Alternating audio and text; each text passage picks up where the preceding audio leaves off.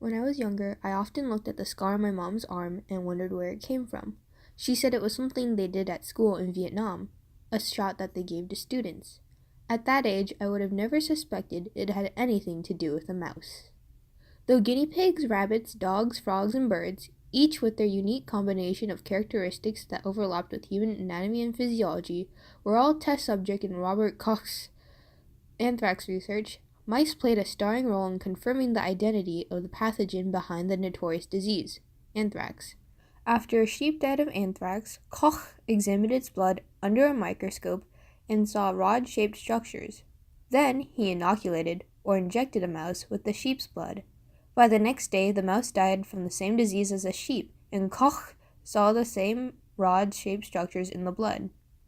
He repeated this process over many generations of mice, and those rod-shaped structures were seen in all cases.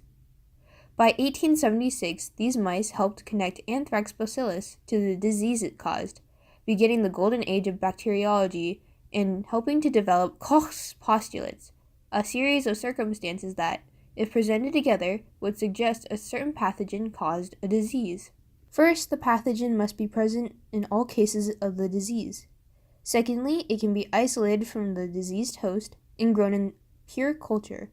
Next, when the pathogen is grown in said pure culture, it must cause the same disease after it is inoculated into a healthy laboratory animal, like a mouse.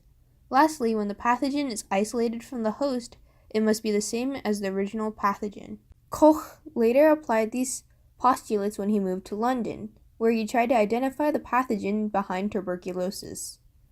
After testing on 213 animals, including the mouse, in 1905 he discovered the cause of the so-called consumption, white plague, miliary disease, cautious pneumonia, intestinal tuberculosis, and scrofula. It was Mycobacterium tuberculosis.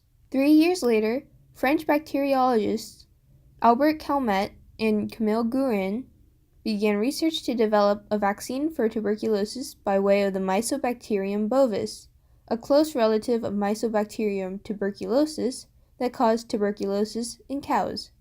Their vaccine came to be known as the Bacillus Calmette-Guerin, or BCG, because it is a weakened form.